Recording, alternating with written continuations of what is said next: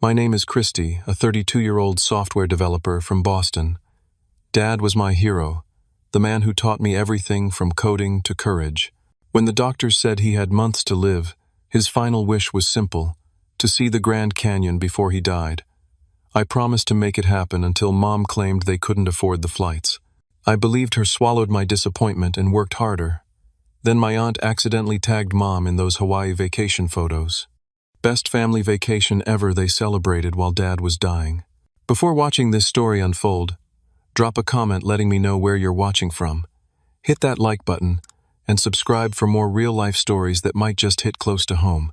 I grew up in a quiet, tree-lined neighborhood in Dorchester, a working-class section of Boston where everybody knew everybody. Our house wasn't fancy. A modest two-story colonial with faded blue shutters and a slightly crooked mailbox that Dad kept promising to fix but never did. It was home, though, filled with memories of baseball catches in the backyard and science projects sprawled across the dining room table. My father, Richard, was the kind of dad other kids envied. A mechanical engineer by trade, he could fix anything with his hands and had an insatiable curiosity about how things worked. Every weekend was a new project: rebuilding car engines, constructing computer setups from spare parts, or teaching me how to code when I was just 10 years old. Christy, knowledge is the one thing nobody can ever take from you, he'd say, his reading glasses perched on the end of his nose as we hunched over motherboards together. Those moments shaped me, guided me toward my career in software development, and built the unshakable bond between us. Mom, Margaret, was different.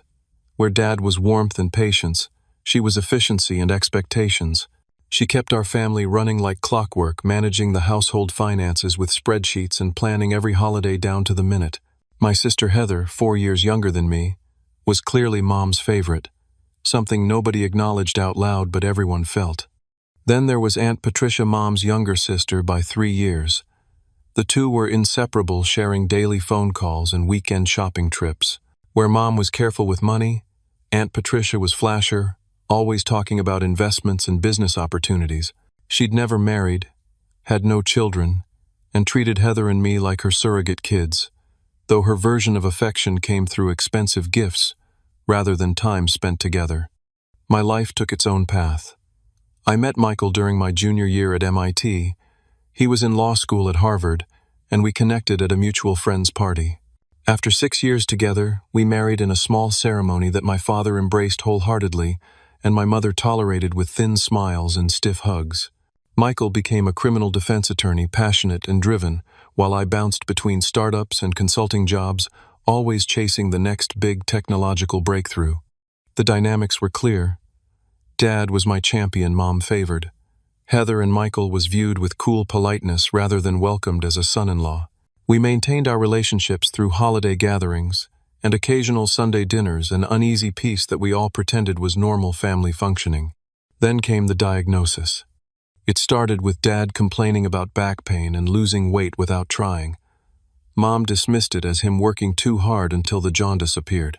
The doctor's expression told us everything before the words pancreatic cancer even left his mouth. Stage 4, aggressive, 3 to 6 months. I remember Dad sitting in that sterile examination room, still wearing his work boots and flannel shirt, nodding calmly, as if receiving a weather report rather than a death sentence. "Well, I guess we better make the most of the time then," he said, reaching for my hand. Mom stood by the window, her back rigid, staring out at the parking lot. The next weeks were a blur of second opinions, treatment consultations, and painful discussions about palliative care versus aggressive treatment. Dad chose a moderate approach, enough chemo to potentially buy more time without making his remaining months miserable. One evening, as I sat with him during a treatment session, he pulled out a wrinkled piece of paper from his wallet. "My bucket list," he said with a weak smile. "Never thought I'd be facing such a hard deadline on it." The list was short. Most items were already crossed off. Teach his son to drive, see Europe with Mom, build a cabin at the lake. Only one item remained uncircled: see the Grand Canyon. "Always wanted to stand at the edge of something that magnificent," he explained. "Something that took millions of years to create. Puts our little lives in perspective, doesn't it?" I made a silent promise that day. Dad would see his Grand Canyon, feel that perspective before the cancer took him. There was just one problem. My financial situation wasn't great. The startup I'd poured 3 years and all my savings into had collapsed 6 months earlier. I was freelancing while job hunting, making enough to cover my and Michael's apartment and bills, but not enough for medical expenses and a cross-country trip for a sick man who'd need special accommodations. Michael and I discussed our options late one night after Dad had fallen asleep in our guest room, which had gradually transformed into his second home as the treatments intensified. We could put it on credit cards, Michael suggested, his legal notepad filled with calculations, and pay it off for the next 5 years. We're already helping with the medical bills that insurance won't cover, I replied. The truth was uncomfortable but unavoidable. I needed help. Mom had always handled the family finances, and between her full-time administrative job at the hospital and Dad's engineering pension, they should have had decent savings. Aunt Patricia frequently mentioned her successful investments. Between them, the flights and accommodations should be manageable. I decided to bring it up at our next family dinner, hopeful that Dad's final wish would be important enough to rally everyone's support. The family dinner happened on a Thursday evening in late September. The leaves were just beginning to turn, painting Boston in shades of amber and crimson. Dad was having a good day. His pain was manageable, and he'd even helped me prepare his famous beef stew, supervising from a kitchen stool as I followed his decades-old recipe. Mom and Aunt Patricia arrived together, bringing a store-bought pie that Mom transferred to one of her dishes when she thought I wasn't looking. Heather came last, rushing in from her job at the marketing agency, her high heels clicking against the hardwood floors. For a while, everything felt normal. Dad told his corny jokes. Heather talked about her latest promotion, and Mom fussed over the table settings. Michael poured wine for everyone except Dad, who clinked his water glass against our wine glasses with good humor. To family, he toasted, his voice raspier than it had been just months ago. After the main course, while Michael served coffee, I cleared my throat and shared my plan. I've been thinking about Dad's bucket list. I began pulling up a presentation on my tablet. Always the software guy, I'd created a simple slideshow with photos of the Grand Canyon, along with a detailed itinerary and budget. His biggest wish is to see the Grand Canyon, and I think we should make it happen next month while he's still feeling strong enough to travel. Dad's face lit up in a way I hadn't seen since before the diagnosis. You're serious, son? Absolutely, I confirmed, turning the tablet so everyone could see. I've researched everything. We'd need accessible accommodations, a medical transport service on standby, and we'd have to fly instead of drive to conserve Dad's energy. I've found flights from Boston to Phoenix, then we'd rent a van to drive to the South Rim. 3 days total, manageable for Dad's condition while still giving him plenty of time to experience it. Mom set down her fork with a small clink against the plate. Christy, this seems elaborate. It's his dying wish, Mom, I said quietly. The silence that followed was heavy. Dad reached over and squeezed my hand, his eyes bright with unshed tears. How much are we talking about? Heather asked, already pulling out her phone's calculator app. I walked through the numbers. Flights for 5 people, specialized transport accommodations, meals, and an emergency fund for any medical needs. The total came to just over $15,000. I can contribute $5,000, I explained. It's tight with helping cover some of Dad's treatments, but Michael and I can make it work. I was hoping the rest of the family could help with the remainder, especially the flights, which are the biggest expense. Heather immediately nodded. I can put in $2,000. It'll mean postponing my car down payment, but this is more important. All eyes turned to Mom and Aunt Patricia. They exchanged a look I couldn't quite interpret. Well, Mom began, her voice taking on the practical tone she used when discussing household budgets. This is a lovely thought, Christy, but the timing is just impossible financially. The property taxes just came due, and there was that plumbing emergency last month. I thought Dad's pension covered those expenses, I said. His medical costs are eating into everything, she replied quickly. The co-pays, the supplements he needs, the special foods, it all adds up.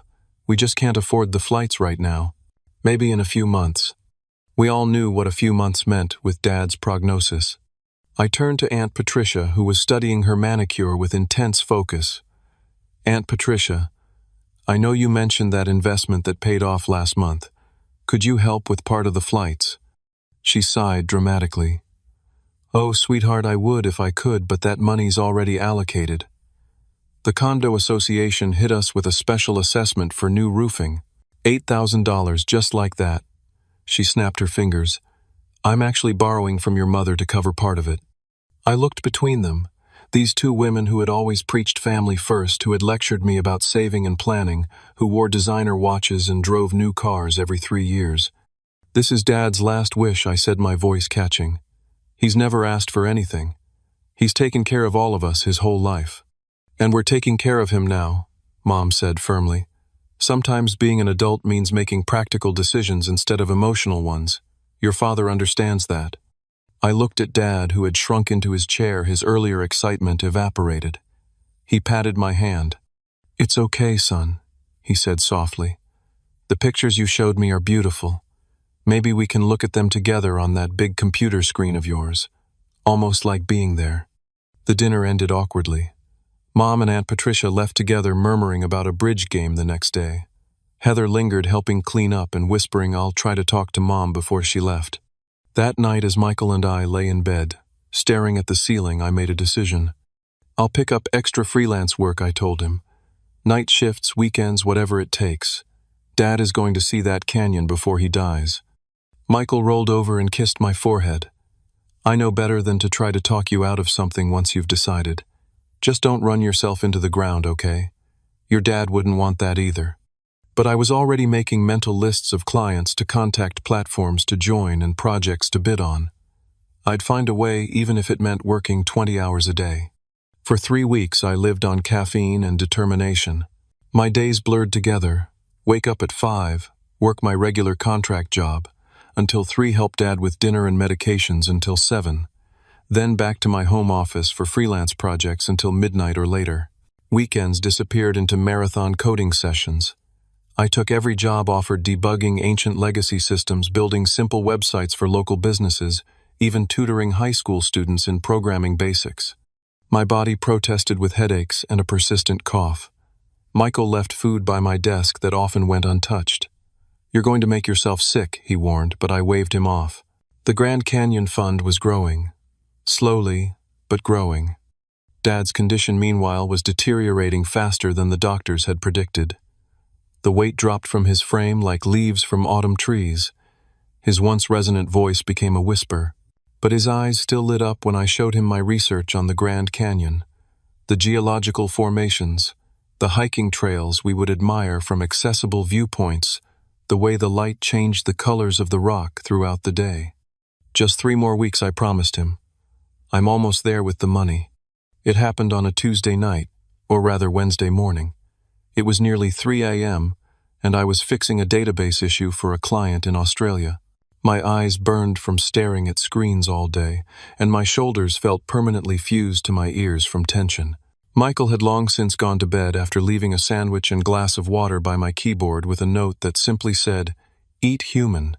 My phone pinged with a social media notification. I almost ignored it. Who posts at 3 in the morning? But something made me glance over. It was a tag alert from my aunt's profile. Patricia Hunter has tagged Margaret Wilson in 27 photos. Curious and needing a break, I opened the app. The first image loaded, and I blinked, certain my exhausted brain was hallucinating. There was my mother reclining on a lounge chair beside an infinity pool that overlooked a perfect tropical ocean. A colorful cocktail rested in her hand, complete with tiny umbrella. She wore oversized sunglasses and a wide-brimmed hat I'd never seen before. Beside her, Aunt Patricia beamed at the camera, making a peace sign with her fingers. The caption read, "Best family vacation ever. So blessed to experience this paradise with my sister. Sisters forever. Luxury living Hawaii." I scrolled through image after image in stunned disbelief. Mom and Aunt Patricia on a catamaran at sunset. Mom getting a beachside massage. Both of them dressed up for what appeared to be a luau. Mom shopping in a high-end boutique, multiple bags hanging from her arms. The timestamp on the first post was 3 days ago. While I'd been working myself to exhaustion, and Dad had been suffering through another round of treatments, they had been in Hawaii, on vacation, together. My fingers trembled as I clicked on Aunt Patricia's profile and scrolled back further. There were check-in posts from the airport lounge, comments about their business class seats, a photo of their oceanfront suite with the caption, Only the best for the sister trip, worth every penny of the upgrade. Every penny they couldn't spare for Dad's dying wish. A comment from my mother on one of the posts caught my eye. So glad we finally made this happen. After all the stress with Richard's illness, I needed this escape. Love you, sis. The sandwich Michael had left me turned to ash in my mouth. I pushed back from my desk and walked to the bathroom on wooden legs, barely making it before emptying my stomach. The cold tile felt good against my forehead as I sat there trying to process the betrayal. It wasn't just about the money, though, that was infuriating enough. It was the lie, the calculated decision to hide their plans while looking me in the eye and claiming financial hardship. The conscious choice to prioritize a luxury vacation over a dying man's final wish. And somewhere beneath my shock and rage was a deep, familiar pain, the knowledge that this was just the latest in a pattern that had defined my entire relationship with my mother. I thought back to my 10th birthday when Mom had claimed we couldn't afford the science camp I desperately wanted to attend, only to send Heather to an expensive horseback riding program the following month. The Christmas when Dad had secretly bought me my first computer because Mom had insisted presents needed to be practical that year. The cool response when I announced my engagement to Michael, compared to the elaborate party thrown when Heather got engaged. The subtle digs about my lifestyle choices, the way she introduced Michael as my friend to her bridge club, the constant comparisons to Heather's more traditional life path. I'd spent years making excuses for her, telling myself she just needed time to adjust, that she showed love in different ways. But staring at those vacation photos, something hardened inside me. This wasn't about me anymore. This was about Dad, the man who had accepted me unconditionally, who had championed my dreams, who had walked me down the aisle with tears of joy in his eyes, being denied his dying wish, while his wife of 40 years sipped cocktails in paradise. I didn't realize I was crying until I felt Michael's hands on my shoulders. He knelt beside me on the bathroom floor, concern etched across his sleep-rumpled face. "Christy, what happened? Are you sick?" Wordlessly, I handed him my phone still open to the stream of vacation photos. He scrolled silently, his expression shifting from confusion to disbelief to cold anger. "When was this posted?" he asked, his attorney voice emerging. Calm, controlled, dangerous. 3 days ago. They're still there now." He helped me up and led me back to my office, pulling up a chair beside me. "Show me everything." Together we pieced together the timeline. The luxury resort bookings made just days after our family dinner.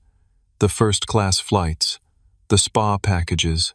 Based on what we could see, they had spent at least $20,000 on this trip, money that supposedly didn't exist. "There's more," I said, a new thought occurring to me. "Dad has a medical expense fund. Mom controls it. It's where some of the insurance reimbursements and family donations go. What if?" I couldn't finish the sentence, but Michael understood. His jaw tightened as he pulled me into an embrace. "We need to know exactly what we're dealing with before we make any moves," he said. "But Christy, if they've been taking money meant for your father's care..." The implications were too horrible to contemplate.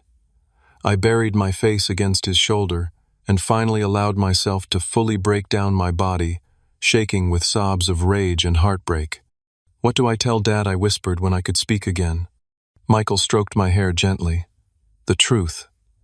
As difficult as it is, he deserves to know what's happening with his own money and his own wife." I nodded, exhaustion and emotional overload making my movements sluggish. Michael guided me to bed, but sleep wouldn't come. I lay there watching the ceiling gradually brighten with dawn, my mind cycling through memories, warning signs I should have seen, and the inevitable confrontation to come. At 7 a.m., after a sleepless night, I sent my mother a text that contained just 3 words: "Enjoying Hawaii, Mom." Within minutes, my phone began ringing. I watched her name flash across the screen 6 times before the calls switched to Aunt Patricia, then back to Mom again. I silenced the phone and placed it face down on the kitchen counter as Michael made coffee. "They know they've been caught," he observed, sliding a mug toward me. By mid-morning, the social media posts had been deleted, but it was too late. I'd already taken screenshots of everything. My inbox filled with private messages from Aunt Patricia ranging from explanations. It was a last-minute deal we couldn't pass up to accusations. "You're making this a bigger deal than it is to threats. Your mother is devastated. By your reaction. I ignored them all and drove to my parents' house where Dad was alone. Mom having obviously not returned from her non-existent vacation. He was in his recliner by the living room window, a blanket over his legs. Despite the warm day looking out at the bird feeder, he could no longer maintain himself. "You're early today," he said, brightening at the sight of me. "No work." I took the day off. I sat on the ottoman, facing him, gathering my courage. "Dad, there's something I need to show you." His face fell as I pulled out my phone and slowly walked him through what I'd discovered. With each image, his expression grew more distant. When I showed him my mother's comment about needing an escape from his illness, he closed his eyes briefly. "I'm so sorry," I whispered. He shook his head slowly. I suspected something. The stories weren't adding up. Margaret's been taking extra money from our accounts for months now, said it was for medical expenses and household repairs. He sighed heavily. I didn't question it because, well, what would be the point? I'm not going to be here to worry about retirement savings anymore. His resignation broke my heart. "Dad, this isn't right. That's your money too. There's something else you should know." He continued, his voice taking on a strange, detached quality. "I've had a separate savings account for years, just my name on it. Started it back when you were in college, putting aside a little from each paycheck. Meant it to be a surprise for our 50th anniversary, a world cruise." A bitter smile crossed his face. "Ironic, isn't it? Does Mom know about this account?" "She found the statements about 6 months ago, right after my diagnosis. I gave her access, thought she might need it for expenses after I'm gone." He looked up at me, his eyes suddenly clear and focused. "Christy, there was over $80,000 in that account. Last time I checked, it was down to less than $15,000. The room seemed to tilt sideways. $65,000 in 6 months. Dad, that's not all going to household repairs." "I know." His voice was barely audible. "I've been trying to figure out how to ask her about it." A terrible suspicion formed in my mind. The medical expense fund, the one where friends and family have been donating. Does Mom control that too? Dad nodded slowly. "Joint account, but she handles all the banking now. Says I don't need the stress." I texted Michael this new information, and his response was immediate. "Need to see those bank statements. All of them." Just as I was trying to figure out how to access the financial records, the front door burst open. Mom stood in the entryway, still tanned from her Hawaii sun designer luggage at her feet. Aunt Patricia hovered behind her like a shadow. "Christy James Wilson." My mother began using my full name like I was a misbehaving child. "How dare you ignore my calls and upset your father with your accusations?" "They're not accusations if they're true," I replied, standing to face her. "You lied to all of us. You said you couldn't afford to help with Dad's Grand Canyon trip while you were planning a luxury vacation in Hawaii." "That was different," she sputtered. "Patricia invited me. It was her treat." My aunt stepped forward. "Your mother needed a break. Caregiver fatigue is real, Christy. You of all people should understand stress." "A break," I repeated incredulously. "Dad is dying. He has one wish, just one, and you couldn't postpone your spa treatments to make it happen. You don't understand what it's been like," Mom said, her voice rising. "Day in and day out, the medications, the appointments, the special meals. I needed some time for myself." Dad's quiet voice cut through the tension. "Margaret, where is the money from my anniversary account going?" The color drained from my mother's face. "Richard, you know there have been expenses." $65,000 of expenses in 6 months, I challenged. Plus whatever was in the medical fund that family and friends donated to. Aunt Patricia moved to stand beside my mother, a united front. "Your mother has been under tremendous strain. You have no right to interrogate her like this." "I have every right when it's my father's money being stolen." I shouted, my composure finally breaking. Stolen Mom looked genuinely offended. "I'm his wife. What's his is mine. Not when it's being used for luxury vacations instead of his medical care or his dying wish." I pulled out my phone again. "Should we call Heather and ask what she thinks about this? Or the cousins who donated to Dad's medical fund? Should we tell them their money went towards spa treatments and shopping sprees?" The mention of Heather seemed to trigger something in my mother. Always so dramatic, Christy. This is why Heather is easier to deal with. She understands family loyalty. Family loyalty? I laughed bitterly. Is that what you call spending Dad's savings while he wastes away alone at home? This attitude is exactly why we've always worried about you, Mom snapped. Ever since you started with your lifestyle choices, always making everything so difficult. There it was, the truth beneath years of cool politeness. My lifestyle choices, her code for my sexuality, my marriage to Michael, my refusal to live by her narrow definition of acceptable. Dad's voice cut through again, stronger this time. Margaret, that's enough. But Mom was on a roll now, decades of thinly veiled disapproval finding an outlet. If you had just settled down with a nice girl like your sister did, maybe you'd understand what real family means. Instead, you and your husband are always judging us.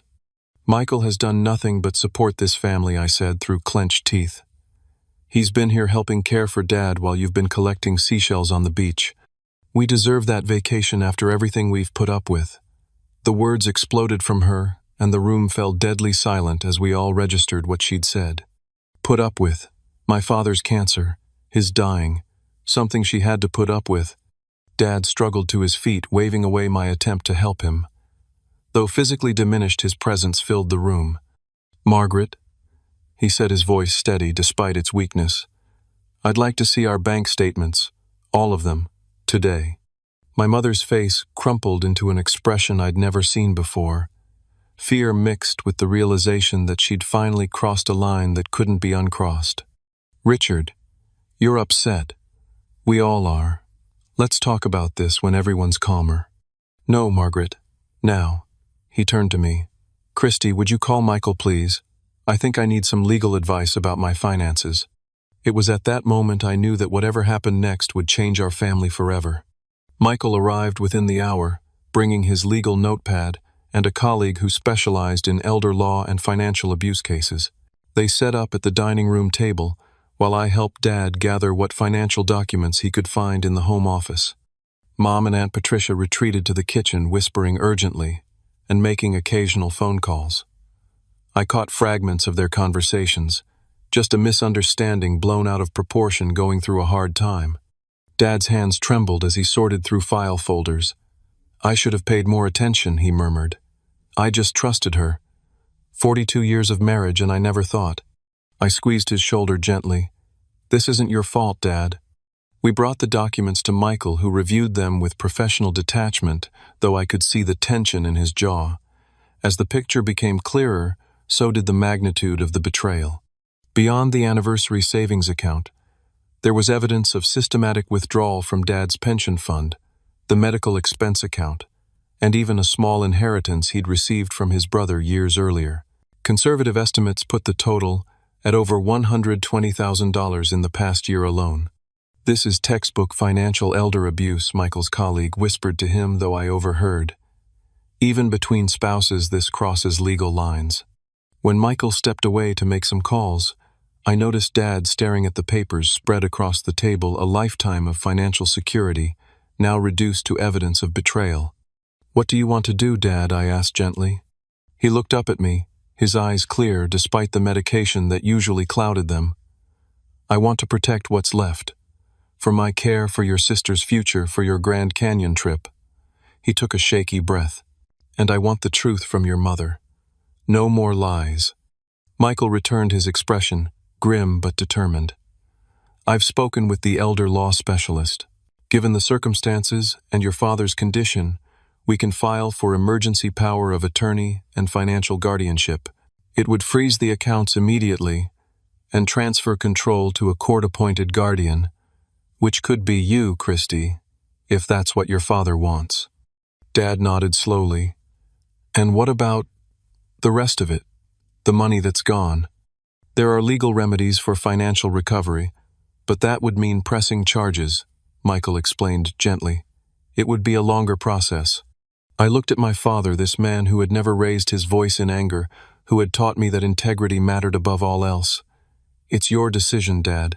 Whatever you choose, I'll support you. He straightened in his chair, summoning dignity. despite his frail frame. "Let's start with the power of attorney. I need to know whatever's left is safe." I nodded to Michael, who stepped into the hallway to make the call that would set everything in motion. "Call the lawyer. Now." Within 5 minutes of Michael placing that call, my phone wouldn't stop ringing. Mom must have overheard or somehow sensed what was happening. Her calls came one after another, followed by texts pleading for me to stop this madness and think about the family. Then other names started appearing on my screen. Cousins, family, friends, even my mother's pastor. She had launched a full-scale campaign to pressure me into backing down. Most disturbing were the calls from my sister Heather, who clearly hadn't been told the whole story. "Christy, what the hell?" she demanded when I finally answered. Mom's hysterical, saying you're trying to take control of all their money and accusing her of theft. "What are you doing?" I took a deep breath and walked her through everything. The Hawaii trip, the drained accounts, Dad's anniversary savings. The line went silent for so long I thought we'd been disconnected. "Heather." "I'm here," she said, her voice small. I can't believe Mom would do this." "Are you sure?" "Come see the bank statements yourself," I offered. "Talk to Dad." An hour later, Heather arrived, her face pale and drawn. She hugged Dad tightly, then reviewed the evidence with growing horror. When Mom tried to pull her aside, claiming I was manipulating everyone, Heather stood her ground. "I need to see this for myself, Mom," she said firmly. It was perhaps the first time I'd ever seen my sister stand up to our mother. The temporary emergency hearing was scheduled for the following morning. As evening fell, the house divided into armed camps. Michael and I helping Dad prepare his statement for the judge, Mom and Aunt Patricia making frantic calls to family members who might influence the situation.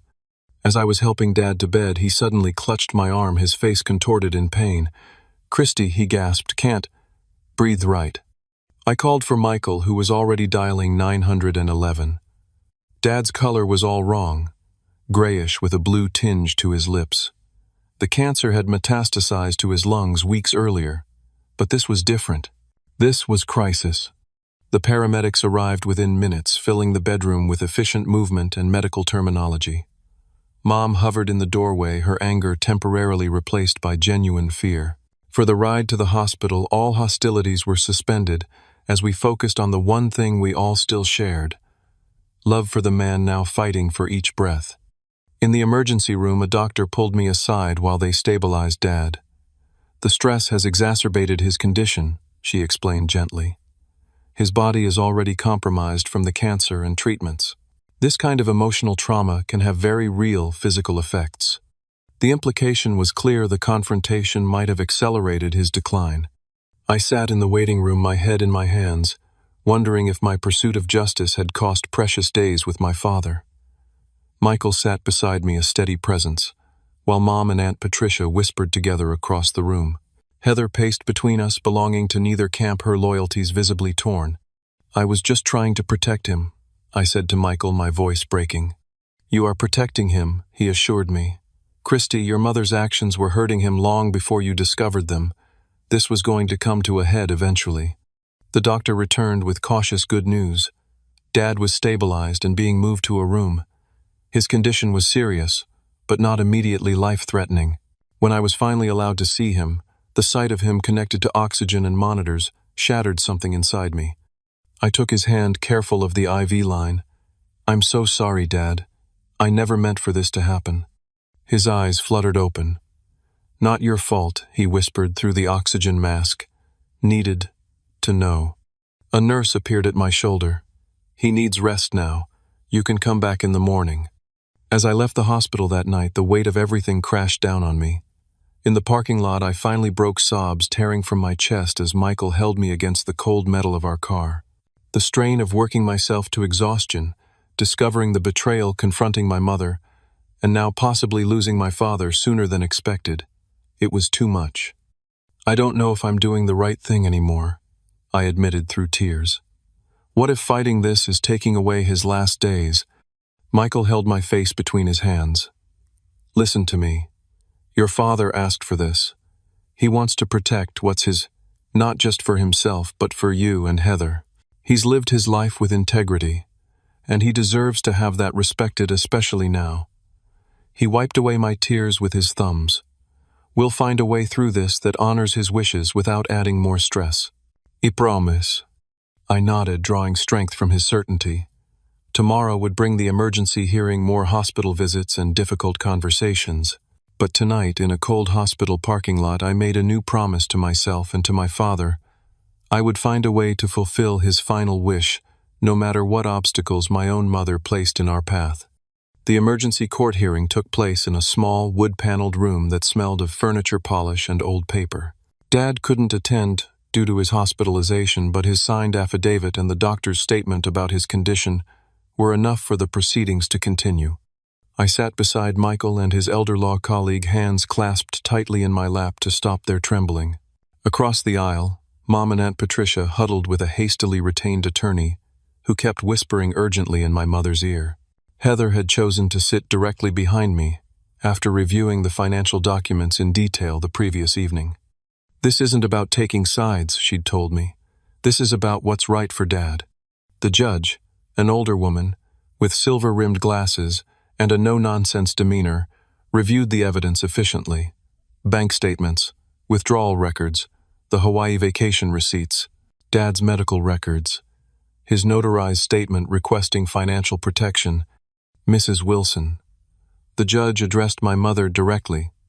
These records show systematic withdrawal of substantial funds from accounts belonging wholly or partly to your husband during a period when he was medically incapacitated. How do you explain these transactions? Mom's attorney leaned forward. Your Honor, my client has been married to Richard Wilson for 42 years. As his spouse, she has managed their finances throughout their marriage and has always acted in the family's best interest. That doesn't answer my question, the judge replied evenly. I'm asking about specific withdrawals totaling over $120,000 in the past year, during which time Mr. Wilson has been battling terminal cancer. Mom stood ignoring her attorney's attempt to keep her seated. Those funds went to family expenses and medical costs, not covered by insurance, she declared, her voice quavering slightly. Richard has always trusted me with our finances, including $27,000 for a Hawaiian vacation 3 days ago. The judge held up the printed screenshots I had provided. While your husband was receiving palliative care, and your son was trying to fulfill your husband's dying wish to see the Grand Canyon, the room fell silent. Mom's face flushed deep red, then drained of all color. Her attorney whispered something urgently, but she shook her head. I needed a break, she said finally. Anyone who's been a caregiver would understand.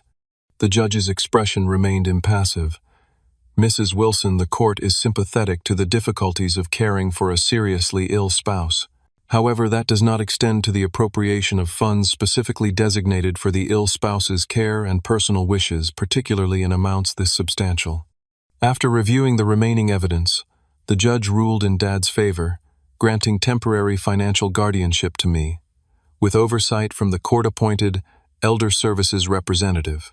All accounts would be frozen, then restructured to ensure Dad's remaining assets were protected and used for his care and wishes. As we left the courtroom, Mom created a scene in the hallway, her voice echoing off the marble floors. How could you do this to your own mother, after everything I've sacrificed for this family? I kept walking Michael's hand steady at the small of my back until her next words stopped me cold. Richard put me through hell with his neediness. 42 years of putting everyone else first, and the one time I do something for myself, you drag me to court. I turned slowly. Dad gave you everything, Mom. Everything. And when he needed you most, you took his savings and went to Hawaii. My voice was deadly calm. This isn't about punishing you. It's about protecting him in the time he has left. At the hospital later that day, I sat with Dad and explained the court's decision. Relief washed over his face. Thank you, son, he said weakly. Didn't want to believe it had come to this, but thank you. With the legal matters temporarily resolved, I refocused on Dad's Grand Canyon wish. The doctors were concerned about his ability to travel, but after consulting with a medical transport service, we developed a plan that would minimize risks while making the journey possible. Michael used his legal connections to expedite everything: special accommodations, medical clearances, transportation arrangements. I liquidated some investments to cover costs that would have been paid from Dad's now protected accounts. Through it all, Mom maintained her position as the victim in the situation. She moved in with Aunt Patricia, sending daily texts alternating between guilt trips. "Your father is asking for me, but I suppose you'll keep us apart now," and attempts at reconciliation without accountability. We all make mistakes. "Christy, it's time to put this behind us." I maintained firm boundaries, allowing her hospital visits only when I or Heather could be present. Dad never asked us to exclude her. Despite everything, he still loved the woman he'd spent his life with. But the easy affection between them was gone, replaced by a strained politeness that was painful to witness. Heather struggled the most with the new family dynamic. Having always been closer to Mom, she now found herself questioning everything. "Did you always feel like Mom favored me?" she asked one evening as we shared coffee in the hospital cafeteria. "It wasn't your fault," I assured her. "And Dad and I had our own special bond. It balanced out." She shook her head. "But I never saw it. All these years I just accepted the narrative that I was the good child and you were the difficult one." She reached across the table and squeezed my hand. "I'm sorry, Christy. I should have seen it sooner." 2 weeks after the court hearing, Dad was strong enough to make the journey. The medical transport team was exceptional, monitoring him constantly as we flew to Arizona. Michael had arranged for a specialized van that could accommodate Dad's oxygen tank and reclining needs for the drive to the Grand Canyon. We arrived at the South Rim just before sunset. The medical team helped settle Dad into a wheelchair, equipped with oxygen, positioning him at the perfect viewpoint. Michael, Heather, and I stood slightly behind, allowing him this moment that belonged to him alone. The sun began its descent, painting the ancient rock formations in impossible shades of gold, amber, and crimson. The vastness of the canyon stretched before us, a testament to time and nature's patient artistry. Dad's face, so often tight with pain in recent months, relaxed into an expression of pure wonder. "Worth the wait," he whispered, reaching back to find my hand without taking his eyes from the view. "Thank you, son." We stayed until the stars emerged, the canyon disappearing into shadow as the night sky revealed its own majesty. Dad insisted on remaining despite the dropping temperature, wrapped in blankets, his eyes drinking in every moment. Later, in our adjoining hotel rooms specially equipped for his medical needs, Dad called me to his bedside. "This was everything I hoped for," he said, his voice stronger than it had been in weeks. "I wanted to feel small against something so ancient and magnificent. Puts life in perspective." He paused, his next words careful and deliberate. "I want you to know something, Christy. You are the best of me. Whatever happens with your mother, with the legal proceedings, remember that. You stood for what was right, even when it was hard." We spent 3 precious days at the Grand Canyon. Dad rallied in a way none of the doctors had predicted, finding energy to visit multiple viewpoints and even sit through a ranger's geology talk that fascinated him. It was as if, having fulfilled his final wish, he'd found peace that temporarily transcended his physical limitations. On the 4th morning, I woke to find Dad already awake, watching the sunrise from his window. "Beautiful day," he commented. They were the last words he spoke to me. That evening, as the sun set once again over the canyon, my father closed his eyes for the final time, his hand in mine, his face peaceful. The doctor said it was remarkable he'd held on long enough to complete the journey. "Sometimes people wait for a specific moment or accomplishment," she explained gently. "Your father got his wish." We brought Dad's body back to Boston, and the funeral arrangements began. Mom insisted on taking charge, portraying herself as the grieving widow, while carefully avoiding any mention of our estrangement or the ongoing legal proceedings regarding the misappropriated funds. Aunt Patricia attempted reconciliation at the funeral home, pulling me aside with tearful apologies. "I never meant for things to go this far," she claimed. "I just wanted to give your mother some happiness during a difficult time.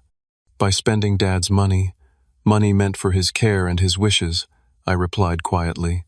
"You both made your choices. Now we all live with the consequences." The funeral was well attended.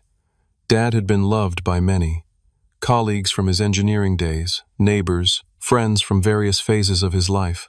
They shared stories of his kindness, his integrity, his quiet humor. It was a portrait of a life well lived, a man who had touched others not through grand gestures but through consistent decency. Mom played her role perfectly, accepting condolences with dignified grief. Most attendees had no idea of the fractured reality beneath the surface. Only those closest to us, Michael's parents, a few of Dad's oldest friends who had contributed to the medical fund, knew the truth, and they formed a protective circle around me throughout the day. In the months that followed, the legal proceedings regarding the misappropriated funds continued. The court ordered repayment of a significant portion, resulting in the sale of my mother's car and some jewelry, along with a payment plan that would extend for years. The family home, which had been in Dad's name, was transferred to a trust benefiting Heather and me, with provisions for Mom's housing needs. The extended family divided along predictable lines. Those who received Mom's version of events, that I had cruelly seized control during a time of grief, kept their distance. Others who knew Dad well enough to question the narrative, or who had seen the evidence themselves, offered quiet support. Christmas was particularly difficult. For the first time in my life, there was no gathering at the family home, no Dad carving the turkey while wearing the ridiculous Santa hat. Mom always pretended to hate, but secretly bought for him each year when the old one wore out. Instead, Michael and I hosted a small dinner for Heather and a few close friends, creating new traditions while honoring Dad's memory. Mom sent gifts that remained unopened under the tree until well into January, when I finally found the emotional strength to unwrap them.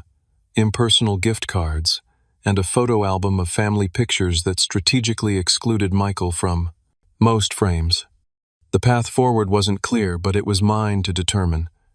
I had protected my father's wishes and dignity in his final days. I had stood for truth, even when it meant being cast as the villain in my mother's story. And though the cost had been high, I had learned something profound about the nature of family love and integrity that would guide me through whatever came next. 1 year after Dad's passing, I stood at his favorite spot in Boston Harbor, watching fishing boats returning with their day's catch. It was a clear September afternoon, the kind of perfect New England day that Dad would have called a gift from the universe. Michael stood beside me, his hand warm in mine, solid and present as always. We'd scattered some of Dad's ashes here months earlier in a private ceremony, just Michael, Heather, and me. Mom had been invited but declined, sending a message through Heather that she couldn't bear it. The legal proceedings had finally concluded 3 months ago.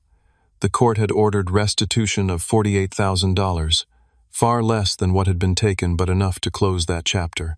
Mom had sold her jewelry and accepted a personal loan from Aunt Patricia to make the initial payment, with a structured plan for the remainder. The medical expense fund contributors had been quietly informed about the misappropriation. Most had been understanding, focusing on the fact that Dad had gotten his Grand Canyon wish in the end, rather than on the betrayal that had nearly prevented it. My relationship with Mom remained complicated. We had spoken only a handful of times, mostly regarding legal matters. Her attempts at reconciliation followed a predictable pattern. Initial apologies followed quickly by justifications and subtle blame shifting.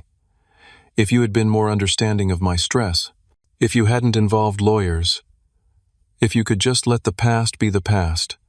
I had learned through months of therapy that her version of reconciliation required my complicity in forgetting the betrayal rather than addressing it. It required me to once again become the accommodating son who accepted whatever scraps of affection she offered. I couldn't do that anymore, not for myself and not for Dad's memory. Christmas had been the breaking point for many extended family members. Mom had hosted her traditional gathering, expecting everyone to attend as if nothing had changed. When Heather and I declined, choosing instead to spend the holiday with Michael's family, the battle lines were clearly drawn. Cousins, aunts, and uncles had to choose sides, and many chose the easier path of accepting Mom's narrative rather than confronting the uncomfortable truth. Heather had struggled the most with navigating the new family landscape. Having been the favored child for so long, she found herself suddenly experiencing the conditional love I had always known. When she supported my decisions or spent time with Michael and me, Mom would become cold and distant with her. It was an eye-opening experience for my sister. I never realized how manipulative she could be. Heather had confessed one evening, "It's like she only loves us when we're exactly who she wants us to be." Despite the family fractures, there had been healing too. 6 months after Dad's death, I had started a support group for adult children dealing with parental financial abuse. The stories I heard there helped me understand that what had happened in our family was sadly not uncommon, though the circumstances varied. Parents who drained college funds meant for grandchildren, siblings who took advantage of elderly parents, spouses who hid assets during times of illness. The group had grown into a small community, meeting monthly in a church basement, sharing resources and strategies for protection and recovery. It had become an unexpected source of purpose and healing for me, transforming my pain into something that could help others. Michael's law firm had also begun taking on more elder abuse cases, often pro bono, after seeing firsthand how difficult the legal system could be to navigate during such emotionally charged situations. "Your dad would be proud of this," Michael told me one night after a particularly difficult but successful case. "You're protecting people who can't protect themselves." That was his whole thing, wasn't it? Integrity and standing up for what's right. We had established a small foundation in Dad's name that provided grants for terminal cancer patients to fulfill final wishes. It wasn't large, funded primarily by the restitution money and donations from Dad's former colleagues, but it had already helped 4 families experience meaningful final memories together. As I stood at the harbor on that anniversary, I reflected on the lessons of the past year, painful but necessary truths that had reshaped my understanding of family love and self-worth. I had learned that forgiveness doesn't require reconciliation. I could release my anger toward my mother without allowing her back into a position where she could cause more harm. Forgiveness was for my peace, not her comfort. I had learned that family is defined by actions rather than blood. Michael's unwavering support throughout the crisis had demonstrated true family bonds. The friends who had stood by us, the support group members who understood without judgment, my sister's growing ability to see beyond the family mythology, these connections were stronger than the ones that had broken. Most importantly, I had learned to trust my own perception of reality. Years of subtle gaslighting had trained me to question my feelings, to accept treatment that diminished me, to believe I was too sensitive or making things bigger than they needed to be. Standing firm against that manipulation had been terrifying but ultimately liberating. "Penny for your thoughts," Michael said, bringing me back to the present moment. "Just thinking about Dad," I replied. "About how he would say that pain either makes you bitter or better. Your choice." Michael smiled. "And which did you choose?" I considered the question seriously. "Both at different times, but I'm working toward better." The foundation was growing. The support group was helping others. Heather and I had a stronger relationship than ever before. Michael and I were discussing adoption, beginning the process of building our own family based on the values we shared. There was still pain, still anger that surfaced unexpectedly. There were days when a simple sight or sound, fishing boats like the ones Dad loved, the smell of the motor oil he used in his workshop, the classical music he played while working, would bring tears without warning. Grief doesn't follow a linear path. It circles back when least expected. But there was also a newfound strength, a certainty about my own boundaries and values that couldn't be shaken by others' disapproval or manipulation. Dad had lived his principles quietly but firmly. In standing up for him when he could no longer stand for himself, I had found my own version of that strength. As the sun began to set over the harbor, painting the water in colors reminiscent of the Grand Canyon's magnificent walls, I felt Dad's presence more strongly than I had in months. Not in any supernatural sense, but in the values he had instilled in me, the lessons he had taught by example rather than words. "I think he would have liked the foundation," I said to Michael as we turned to leave. "Helping other families make those final memories together." "He would have loved it," Michael agreed. "But he would have been even prouder of you, the man you've become through all of this."